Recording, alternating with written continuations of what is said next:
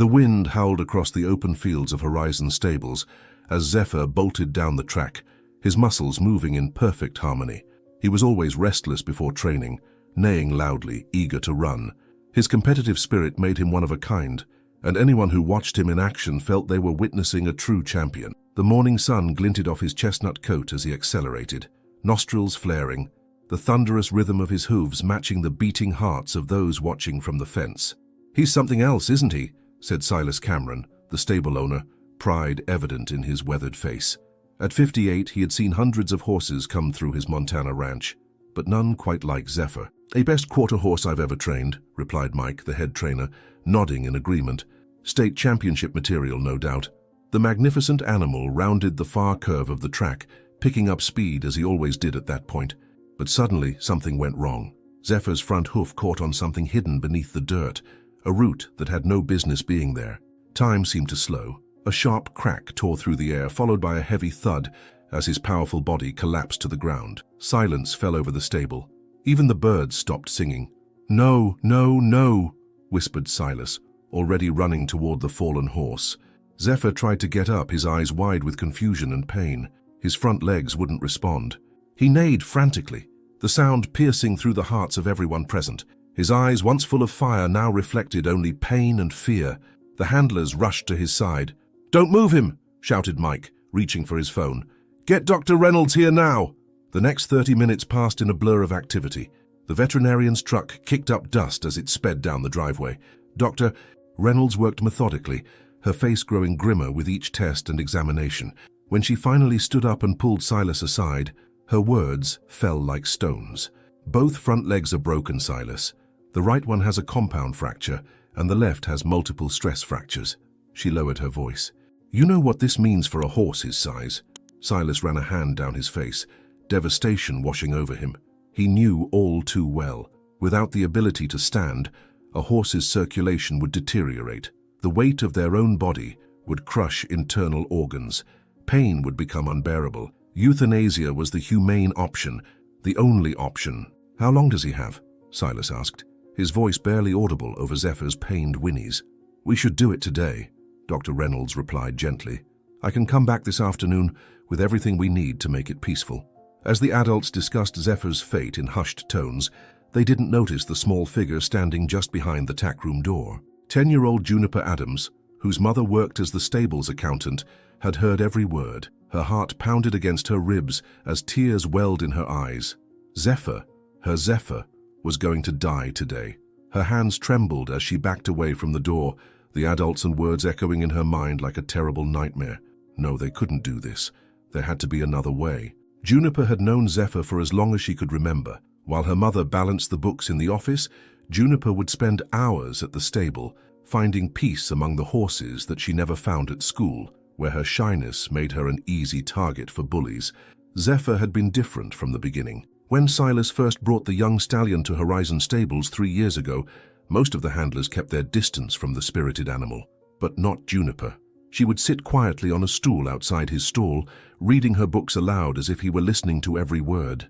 "Mom says I talk too much," she had told him once, "but you don't mind, do you?" As if in response, Zephyr had gently nudged her shoulder with his nose, nearly knocking her off the stool. From that moment, something special had formed between them. On stormy nights when her mother worked late, Juniper would sneak into the stable with extra carrots and apples. While other horses grew restless with the thunder, Zephyr remained calm as long as she was there, her small hand stroking his neck. "The thunder can't hurt you," she would whisper. "It's just the clouds bumping into each other. That's what my dad used to say before he went to heaven." Now, hiding behind the feed shed, Juniper wiped away her tears with dirt-smudged hands. She couldn't let them take Zephyr away. He wasn't just a horse to her. He was her best friend, her confidant, the one who listened without judgment. That evening, after everyone had gone home, Juniper's mother found her daughter hunched over the family computer, her eyes red-rimmed but determined. "Honey, it's past your bedtime," Sarah Adams said, placing a gentle hand on her daughter's shoulder. "So what are you doing up so late?" "Research," Juniper replied, not looking away from the screen. "I'm trying to find a way to help Zephyr." Sarah's heart sank. News of the accident had spread quickly, and she knew how attached her daughter was to the horse. "Sweetheart, I know how much you love him, but some things can't be fixed, Doctor. Reynolds says..." They're giving up without even trying, Juniper interrupted, her voice cracking. There has to be something we can do. Over the next 3 days, Juniper became a girl possessed. She printed articles about equine rehabilitation, cornered stable hands with endless questions, and even called 2 other veterinarians from the yellow pages, begging for alternatives. No one offered any hope. Horses with injuries this severe simply didn't recover. On the 3rd night, as Juniper picked at her dinner at their small kitchen table, she overheard her mother on the phone with Aunt Maeve, who worked as a physical therapist at Bozeman General Hospital. "It's been hard on her," Sarah was saying quietly. "She's not eating, barely sleeping." This horse meant everything to her. Juniper was about to tune out the conversation when Aunt Maeve's voice, loud enough to be heard, mentioned something that made her fork freeze midway to her mouth. "Reminded me of that patient we had last month. Remember? The rancher with the spinal injury? Nobody thought he'd walk again either. But with that new support harness system, he's already taking steps. It distributes the weight away from the injured areas while..."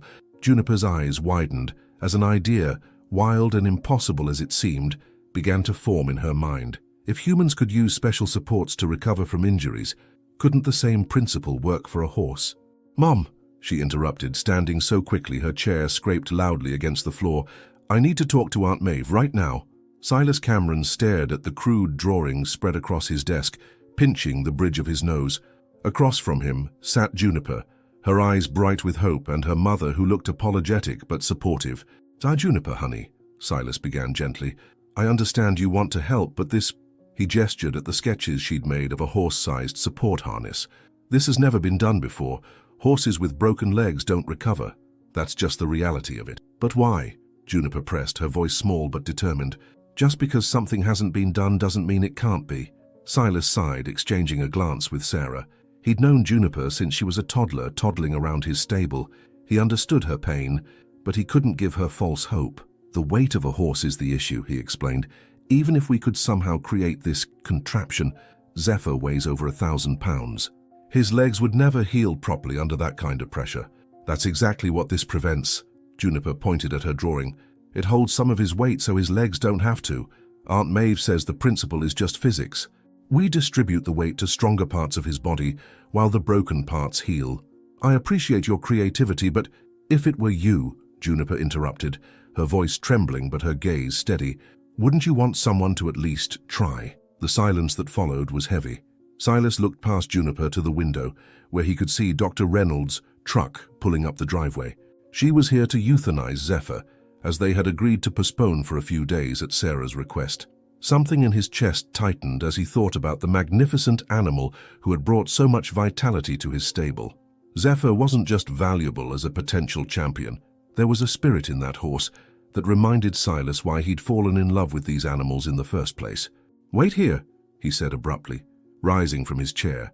Outside, he intercepted Dr. Reynolds before she could retrieve her equipment from the truck. "Give me 1 more week," he said without preamble. The veterinarian's eyebrows rose. "Silas, we've been through this. You're just prolonging his suffering." I know. But there's this idea," he trailed off, realizing how ridiculous it would sound.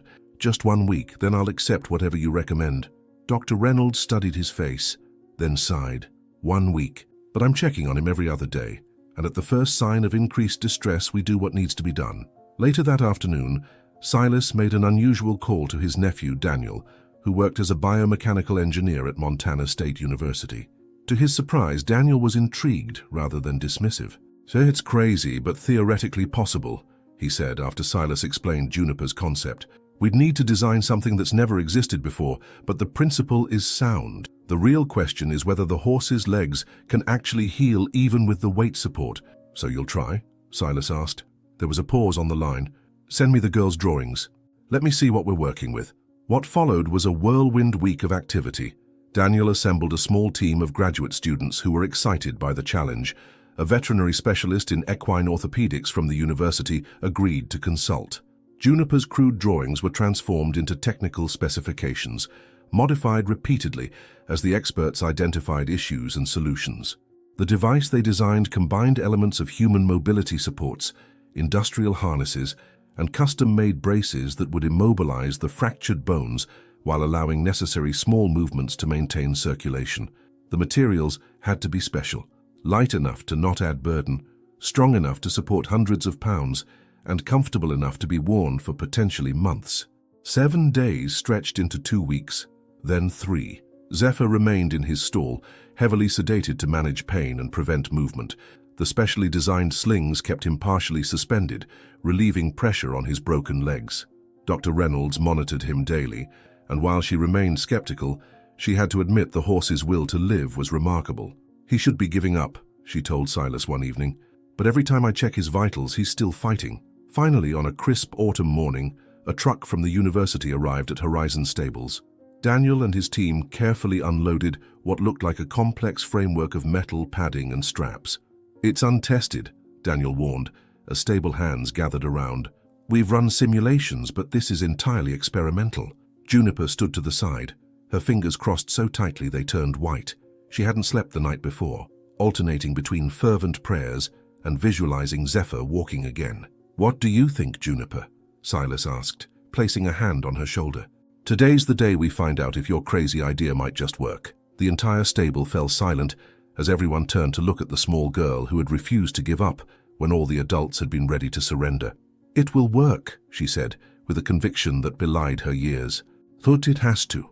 As the team moved toward Zephyr's stall with the prototype, the tension was thick enough to cut with a knife. Either history was about to be made, or they were about to face heartbreaking disappointment. The fitting of the support device took nearly 2 hours. Zephyr had to be kept sedated, but alert enough to eventually attempt standing. Every strap required careful adjustment to ensure it wouldn't cause pressure sores over time. The custom-made leg braces, designed to immobilize the fractures while allowing minimal necessary movement, were specially padded where they made contact with his injured legs. Throughout the process, Juniper never left Zephyr's side, whispering encouragements into his ear. "You'll be the first," she told him. "The first horse to beat this, you just have to try." Dr. Reynolds supervised the medical aspects, while Daniel's team handled the mechanical adjustments. Silas paced nervously, checking his watch every few minutes. Nearly 30 people had gathered to witness the attempt. Stable hands, local horse owners who had heard about the experiment, and even a reporter from the Bozeman Daily Chronicle who had gotten wind of the unusual story. "All right," Daniel finally announced, stepping back to survey their work. "The system is ready. We'll use the winch to help him up initially, but ultimately he'll need to support some of his own weight." Tension filled the air as the team prepared for the crucial moment. The device's overhead support was connected to a small electric winch that would gently lift the horse into a standing position. "Everyone back," Dr. Reynolds commanded. "Give him space." Juniper reluctantly moved behind the stall door but kept her eyes fixed on Zephyr. "You can do this," she whispered. "I believe in you." The winch hummed to life. Slowly, gradually, the support harness began to lift Zephyr. His eyes widened in confusion as he felt his body being raised. His good rear legs scrambled slightly, instinctively trying to find purchase. "Easy, boy," Silas called softly. "Easy now." For a breathless moment, it seemed to be working. Zephyr was lifted into a standing position, his weight distributed between the support system and his rear legs, while his front legs barely touched the ground. Then a look of panic crossed the horse's face. Whether from pain, confusion, or simple fear, Zephyr began to struggle against the unfamiliar contraption. His rear legs pushed awkwardly, throwing off the careful balance they had established. "He's fighting it!" someone shouted. "Lower him down," Dr. Reynolds ordered urgently. "He'll hurt himself." The winch operator quickly reversed the system, and Zephyr was gently lowered back to his resting position on the padded floor of the stall. A collective sigh of disappointment swept through the gathered crowd. Juniper felt tears welling in her eyes. She had been so sure it would work. Daniel rubbed his chin thoughtfully. "We need to rethink this. He doesn't understand what we're trying to do. Maybe he needs time to get used to the feeling," suggested one of the graduate students. "We're asking a lot of him on the first try." Dr. Reynolds checked Zephyr's vitals and injuries. "The good news is he doesn't seem to have done any additional damage. We can try again, but I recommend waiting until tomorrow." As the crowd dispersed, murmuring about the failed attempt, Juniper slipped into the stall and sat beside Zephyr's head, gently stroking his neck. "It's okay to be scared," she told him quietly. "But tomorrow you have to be brave, just for a little while." Silas, watching from the doorway, felt his heart break for the girl. He considered telling her to prepare for disappointment, but something stopped him. There had been a moment, just a moment, when Zephyr had almost stood. The next morning, they tried again with modifications to the harness to make it more comfortable. Again, Zephyr panicked, and the next day brought similar results, but on the fourth day something changed. Whether because he was growing accustomed to the sensation or because his pain was better managed, Zephyr remained calmer as they raised him to a standing position. "That's it," Juniper encouraged from where she stood directly in his line of sight. "You're doing it!" For nearly 30 seconds, Zephyr stood supported by the harness, his weight partially borne by his own rear legs. His front legs, protected by the specialized braces, barely touched the ground, but they were in a natural standing position. Then, just as before, he grew nervous and had to be lowered. But those 30 seconds felt like victory. "He stood," Juniper said, beaming at Silas. "Did you see? He actually stood." Over the following weeks, the routine became established. Twice daily, Zephyr would be helped into a standing position for gradually increasing periods. The support system was continuously refined. A strap loosened here, padding adjusted there. Daniel and his team developed a mobile version that would eventually allow Zephyr to take supported steps. Progress was painstakingly slow. Some days seemed to bring setbacks rather than improvement, but Juniper's faith never wavered. She kept a detailed journal of every attempt, noting what worked and what didn't. When she wasn't at school, she was at the stable, reading to Zephyr, talking to him, ensuring he didn't lose the will to fight. Her schoolwork suffered, but Sarah couldn't bring herself to restrict her daughter's time with the horse. She had never seen Juniper so passionate, so determined about anything. A month into the experiment, Dr. Reynolds brought surprising news. "The initial bone callus is forming better than I expected," she reported after examining the X-rays. "It's too early to be certain, but there are signs of genuine healing." Word began to spread beyond Bozeman. A TV station from Helena sent a crew to document the unusual recovery attempt. A prominent equine veterinary journal requested updates. What had begun as one girl's desperate idea was becoming a case study that might change how severe equine injuries were treated. On a particularly good day, when Zephyr managed to remain standing for nearly 10 minutes, a small group of visitors arrived at Horizon Stables. Among them was a woman with a wheelchair-bound boy who appeared to be about 7 years old. "This is Rowan," the woman said quietly to Silas. "When he heard about your horse on the news, he insisted on coming. He hasn't spoken since his accident 2 years ago, but he's always loved horses." Silas nodded understandingly and led them to where Zephyr was having his afternoon session. The sight of the massive horse standing in the complicated support system, with Juniper nearby offering gentle encouragement, drew gasps from the visitors. Rowan's eyes widened as he took in the scene. His mother wheeled him closer, explaining that it was okay with Silas. "Would you like to meet Zephyr?" Juniper asked, noticing the boy's interest. "He's very gentle." Rowan nodded, and his mother pushed the wheelchair to a safe distance near the horse's head. For a long moment, the boy simply stared at Zephyr, who gazed back with curious eyes. Then, to everyone's surprise, Rowan extended his hand toward the horse. Zephyr, still supported in his standing position, stretched his neck slightly to meet the boy's fingers. What happened next brought tears to every eye in the stable. As Rowan's small hand made contact with Zephyr's soft muzzle, the boy's lips parted, and a single word emerged in a raspy, unused voice. "Horse," his mother gasped, her hand flying to her mouth. "Rowan, how you spoke." The boy turned to her, a smile spreading across his face that had been blank for 2 years, and repeated, "Horse." Silas felt a chill run down his spine as he realized that what was happening here was far more than just an injured animal learning to stand again. Somehow Zephyr's journey was touching lives in ways no one could have anticipated. Later that evening, after the visitors had gone and Zephyr was resting comfortably, Dr. Reynolds approached Silas with an unusually excited expression. "I've been consulting with colleagues about Zephyr's progress," she said. "They think he might be ready for the next phase. Attempting supported walking, it's risky, but if successful." "When?" Silas asked, his heart racing at the possibility. Dr. Reynolds looked toward Juniper, who was sweeping the stable aisle, unaware of their conversation. "Next week, if his progress continues at this rate. But Silas," she added, her voice dropping, "even if he can walk with support, there's no guarantee he'll ever walk normally again. I don't want her to think he'll return to what he was before." Silas watched Juniper, her small figure moving methodically with the broom, humming softly to the horses. She had already accomplished what experts deemed impossible. Who was he to tell her where the limits lay? "Let's see what happens," he said simply. "This horse and that girl have already proven me wrong more times than I can count." By the time the walking test was scheduled, Horizon Stables had become something of a local phenomenon. The story of the horse who defied euthanasia and the little girl who refused to give up had captured imaginations across Montana and beyond. A small crowd gathered on the appointed morning, mostly people who had been involved in the recovery effort, but also a few journalists and curious locals. The mobile support system, which had been carefully calibrated to Zephyr's measurements and weight, waited in the small paddock where the test would take place. "Remember," Daniel instructed the team, "this is designed to allow minimal weight bearing on the healing front legs while still permitting a natural walking motion. If he shows any signs of distress, we stop immediately." Juniper stood to the side, nervously twisting the end of her braid around her finger. For all her outward confidence, she felt her stomach flutter with butterflies. What if it didn't work? What if Zephyr wasn't ready? Silas noticed her anxiety and placed a reassuring hand on her shoulder. "Whatever happens today, you've already done something amazing." You gave him a chance when no one else would. Zephyr was carefully fitted with the mobile support system, a complex arrangement of a lightweight overhead frame on wheels, strategic harnesses that distributed his weight away from his healing front legs, and the custom braces that had been adjusted as the bones mended.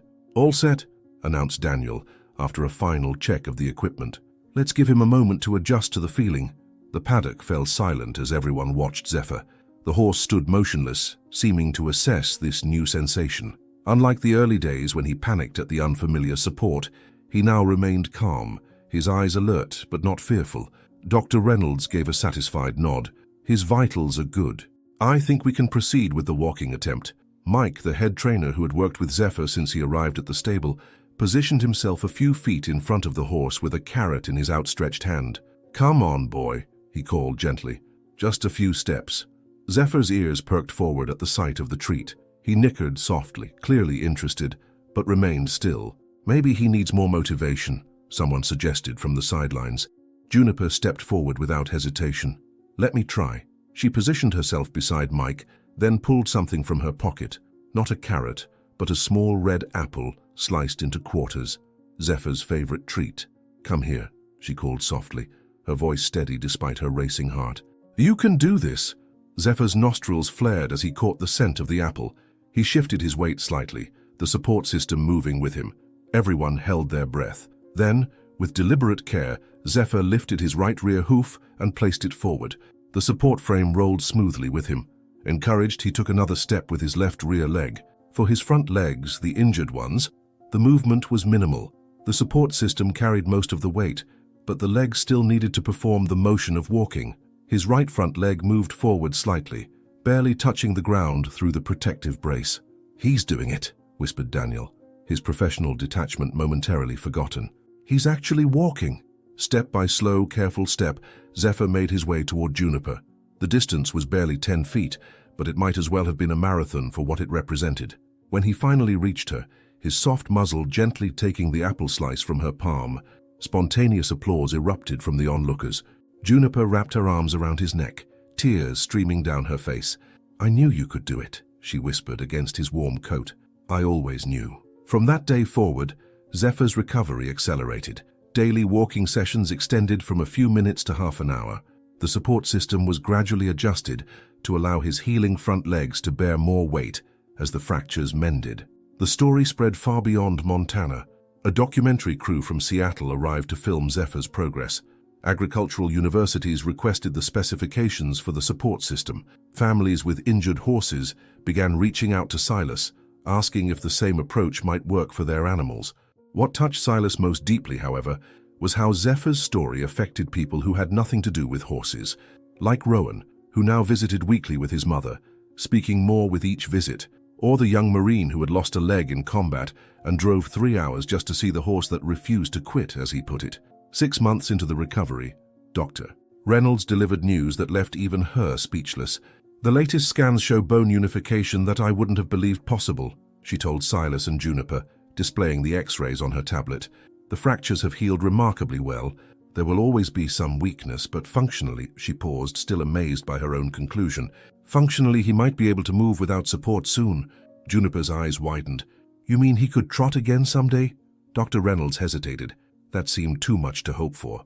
Walking unassisted would already be a medical miracle. Trotting, running, carrying a rider, These seemed like impossible dreams, but before she could temper the girl's expectations, Silas stepped in. "Let's take it one day at a time," he said gently.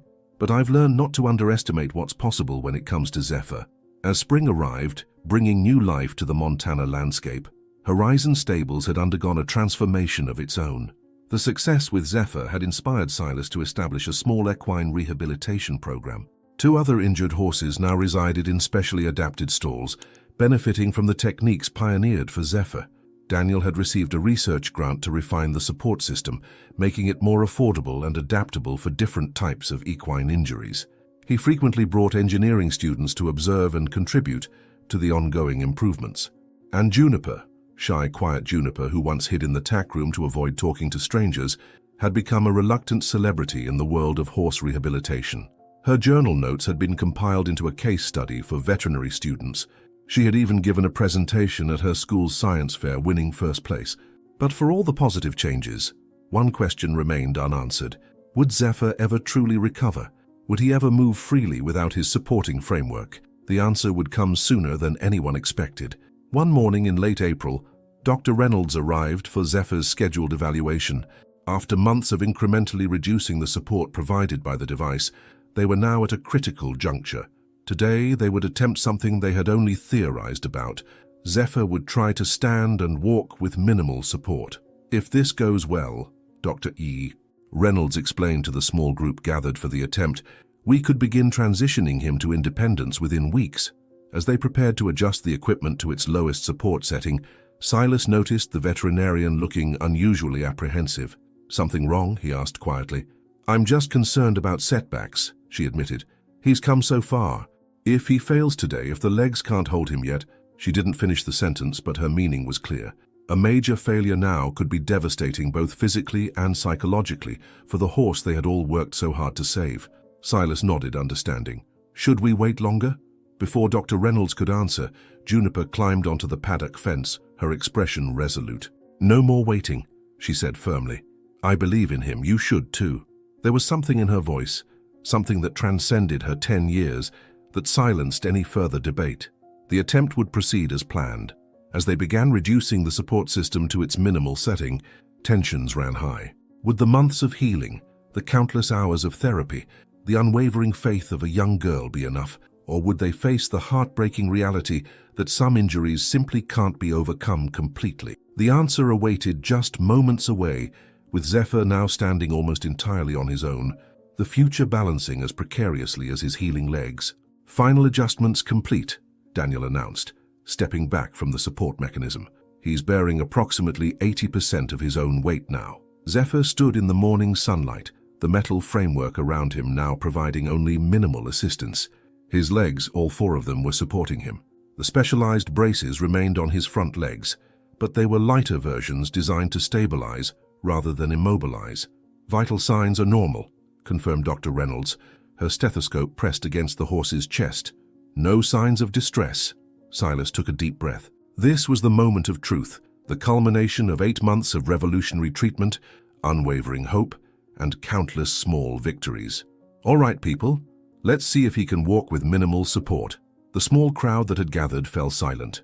Among them were familiar faces, stable hands who had assisted in Zephyr's daily care, engineers who had refined the support system, other horse owners who had been inspired by the story, and even Rowan with his mother, the boy now standing beside his wheelchair rather than sitting in it. Juniper moved to the center of the paddock, a few yards from Zephyr. In her hand she held a small red apple, their ritual that had begun with his first supported steps. "Come on, Zephyr," she called softly. "Show them what you can do." For a long moment the horse didn't move. His ears flicked forward at the sound of Juniper's voice, his intelligent eyes fixed on her. Was he hesitating, afraid? Or was he simply assessing this new sensation of standing almost entirely under his own power? "It might be too soon," someone whispered from the fence. "Maybe we should increase the support again." Juniper ignored the comment, her focus entirely on Zephyr. "It's okay," she said to him. "I know you're scared, but you're strong now. You can do this." Zephyr shifted slightly, testing his balance. The support frame moved with him, but it was clearly bearing much less weight than before. He took a single, tentative step forward with his right front leg, the one that had suffered the worst fracture. A collective intake of breath sounded from the onlookers, even Dr. Reynolds, who had maintained professional detachment throughout the process, found herself holding her breath.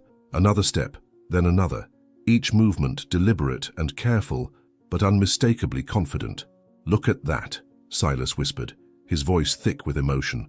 "Just look at that." As Zephyr reached Juniper and gently took the apple slice from her hand, she gazed up at him with shining eyes. "You did it," she said, her voice carrying in the hushed paddock. "Silas, but I think you can do even more." Before anyone could react, she did something that made hearts stop. She reached up and unhooked the main support tether that connected Zephyr to the overhead frame. "Juniper!" Dr. Reynolds called out in alarm. "What are you—" But it was too late.